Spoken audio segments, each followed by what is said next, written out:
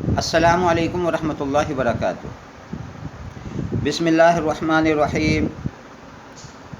حضرت ابراہیم علیہ السلام کو سزا دینے کی تجویز۔ حضرت ابراہیم علیہ السلام کی دعوت توحید کی خبر آہستہ آہستہ بادشاہ نمرود کو بھی پہنچ گئی، جس نے خدائی کا دعویٰ کر رکھا تھا۔ بادشاہ نے حضرت ابراہیم علیہ السلام کو طلب کیا، مگر اس عظیم پیغمبر نے وہاں بھی اللہ تعالیٰ کی وحدانیت اور اس کی صفات کو خوب اچھی طرح واضح کیا، جس سے بادشاہ لاجواب ہو گیا اور دشمنی پر اتر آیا۔ اب والد اور قوم اور بادشاہ وقت نے مل کر انہیں سزا دینے کی تدبیر کی، اور بادشاہ کے مشورے پر قوم کے لوگوں نے ایک خاص جگہ میں کئی روز تک آگ دہکائی، جس کے شعلوں سے آس پاس کی چیزیں جھلسنے لگیں۔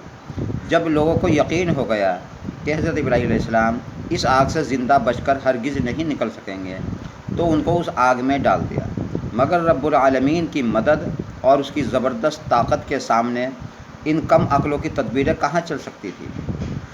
اللہ تعالیٰ نے آگ کو حکم دیا کہ اے آگ، تو ابراہیم پر سلامتی کے ساتھ ٹھنڈی ہو جا۔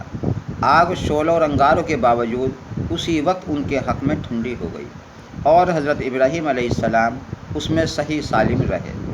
اس قدر خداوندی اور معجزے کو دیکھنے کے بعد بھی لوگوں نے ایمان قبول نہیں کیا، تو حضرت ابراہیم علیہ السلام نے ہجرت کا ارادہ فرمایا، اور حضرت سارہ علیہ السلام اور اپنے بھتیجے حضرت لوط علیہ السلام کو لے کر فلسطین، نابلس، مصر وغیرہ کی طرف ہجرت کر گئے۔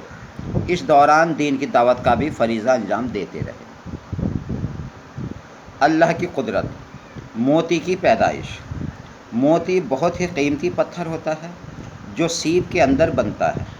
جب سیپ کے اندر موتی بننے والا مادہ پہنچتا ہے تو اس پر چمکدار رنگوں والے کیلشیم کاربونیٹ کی تہ چڑھنا شروع ہو جاتی ہے۔ یہ مادہ موتی بنانے میں اہم کردار ادا کرتا ہے۔ اس کی مدد سے چند ماہ میں چمکدار موتی خوبصورت موتی بن جاتا ہے۔ آخر سمندر کی گہری تہ میں بند سیپ کے اندر اتنا قیمتی موتی کون بنا سکتا ہے؟ بلا شبہ سیپ کے اندر موتی کا پیدا کرنا یہ اللہ تعالیٰ کی زبردست قدرت نشانی ہے۔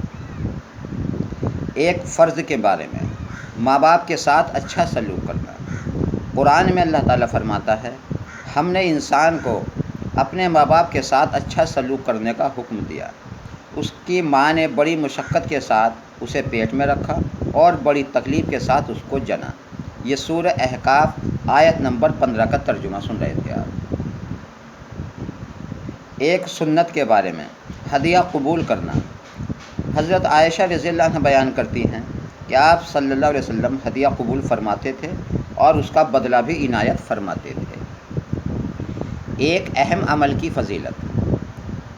نبی کریم صلی اللہ علیہ وسلم نے فرمایا، جو شخص اپنے رب کا ذکر کرے اور جو اللہ کا ذکر نہ کرے، اس کی مثال زندہ اور مردے کی طرح ہے، یعنی ذکر کرنے والا زندہ ہے اور ذکر نہ کرنے والا مردے کی طرح ہے۔ ایک گناہ کے بارے میں، ایمان والوں کو تکلیف دینا۔ رسول اللہ صلی اللہ علیہ وسلم نے فرمایا، جس شخص نے کسی مسلمان کو تکلیف دی اس نے مجھے تکلیف دی، اور جس نے مجھے تکلیف پہنچائی اس نے اللہ کو تکلیف پہنچائی۔ دنیا کے بارے میں، استغنا انسان کو محبوب بنا دیتا ہے۔ ایک شخص نے آپ صلی اللہ علیہ وسلم سے عرض کیا، اے اللہ کے رسول صلی اللہ علیہ وسلم، مجھے کوئی ایسا عمل بتا دیجیے جس کو میں کروں تو اللہ تعالیٰ اور لوگ مجھ سے محبت کرنے لگے۔ آپ صلی اللہ علیہ وسلم نے فرمایا، دنیا سے منہ موڑ لو تو اللہ تعالیٰ تم سے محبت کرنے لگے گا، اور جو لوگوں کے پاس ہے یعنی مال و دولت، اس سے بے رخی کر لو تو لوگ تم سے محبت کرنے لگیں گے۔ آخرت کے بارے میں، اہل جہنم کی فریاد۔ قرآن میں اللہ تعالیٰ فرماتا ہے، دوزخی فریاد کرتے ہوئے کہیں گے، اے ہمارے پروردگار، ہمیں اس جہنم سے نکال کر دنیا میں بھیج دے، پھر اگر دوبارہ ہم ایسے گناہ کریں تو ہم ہی قصوروار اور سزا کے مستحق ہوں گے۔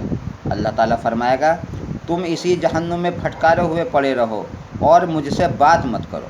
یہ سورہ مومنون آیت نمبر 107 سے 108 تک کا ترجمہ ہے۔ طب نبوی سے علاج۔ نبی کریم صلی اللہ علیہ وسلم نے فرمایا، تم لوگ مرزنجوش کو سونگھا کرو کیونکہ یہ زکام کے لیے بہت مفید ہے۔ نوٹ: علامہ ابن قیم رحمۃ اللہ علیہ فرماتے ہیں کہ اس کی خوشبو زکام کی بندش کو کھول دیتی ہے اور اس سے جمع ہوا نزلہ پتلا ہو کر بہہ جاتا ہے اور پھیپھڑوں پر جمع ہوا بلغم بھی نکل جاتا ہے۔ نیز اس میں دوسرے بھی بہت سے فوائد ہیں۔ قرآن کی نصیحت۔